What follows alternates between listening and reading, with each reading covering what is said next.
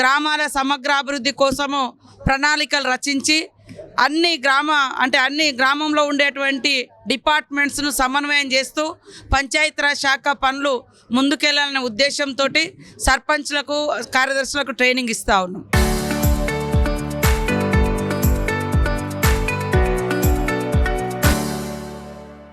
ఈ ట్రైనింగ్లో ప్రధానంగా మనకు కొత్తగా వచ్చినటువంటి విబిజి రామ్జీ చట్టం గురించి మరి ఎలాంటి పనులు చేపట్టాలి, ఆ చట్టం ఏం చెప్తుంది అనేటువంటి అంశాల మీద శిక్షణ ఇవ్వడం జరుగుతుంది. అదే కాకుండా మనం ఈ సంవత్సరం మళ్ళీ మార్చి తర్వాత 16వ ప్రణాళికలోకి రావడం జరిగింది. ఈ 10వ ప్రణాళిక కొద్దిగా కఠినంగా ఉంది. 15వ ఫైనాన్స్ మంచిగా కొద్దిగా ఫ్లెక్సిబుల్గా ఉండే మన కార్యదర్శులకు కానీ గ్రామ పంచాయతీలలో పనులు చేసుకోవడానికి సర్పంచ్లకు కానీ ఉండే. కానీ ఇప్పుడు 16వ ఆర్థిక ప్రణాళిక కొంత స్ట్రిక్ట్గా ఉండడంతో కొంత నిధుల భారం కూడా గ్రామ పంచాయతీల మీద పడుతూ ఉంది. ఇవన్నీ కూడా శిక్షణ ఇవ్వడం, ఈ మధ్యకాలంలో కుక్కల్ని చంపేటువంటి కార్యక్రమం కూడా అవగాహన లెక్క అక్కడక్కడ చేస్తూ ఉన్నారు.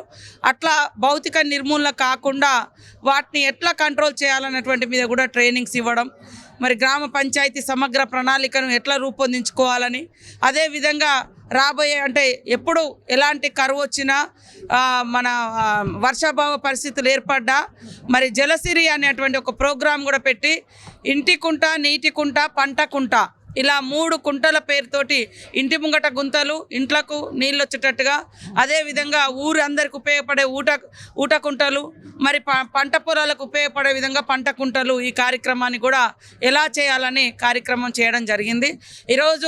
ఈరోజు రేపు ఎల్లుండి రాష్ట్రంలో ఉన్న 12,760 గ్రామ పంచాయతీల పైగా శిక్షణా శిబిరం ఏర్పాటు చేసి 3 రోజులలో జిల్లాలన్నీ కూడా 33 జిల్లాలలో మరి ఈ ట్రైనింగ్స్ అన్నీ కూడా నిర్వహించాలని కోరడం జరిగింది. ముఖ్యంగా నేను చెప్పేది ఏంటంటే ప్రజాప్రతినిధులకు, ముఖ్యంగా సర్పంచులకు చట్టాల మీద అవగాహనతో పాటు ఎలాంటి పనులు చేయాలి అని గ్రామంలో ప్రణాళిక చేసుకోవాలి. పబ్లిక్ డిమాండ్ ఒకటి ఉంటే మనం ఒకటి చేయడం కాదు. దానికి తోడు గతంలో ఉపాధి హామీ చట్టంలో మనం ఇక్కడ చేసుకునే అధికారం ఉండేది, ప్రణాళిక ఎక్కువ. కానీ ఇప్పుడు పైనుంచి ప్రణాళికలు రూపొందిస్తా ఉన్నారు. వాటిని ఇక్కడ ఉండే మన అవసరాలని రెండింటిని మ్యాచ్ చేసుకొని మన పనులను సెలెక్ట్ చేసుకోవాల్సిన అవసరం ఉంటుంది. సో కొద్దిగా ఈసారి టిపికల్గా ఉన్న ఈ విబిజి రామ్జీ చట్టం నిర్దేశం కానీ, 16th ఫైనాన్స్ కమిషన్ చెప్పినటువంటి రూల్స్ కానీ, ఇవన్నిటి మీద అవగాహన కల్పించి మరి గ్రామాల సమగ్ర అభివృద్ధికి తోడ్పడాలనే ఉద్దేశంతో ఈ యొక్క శిక్షణ శిబిరాన్ని ఏర్పాటు చేయడం జరిగింది.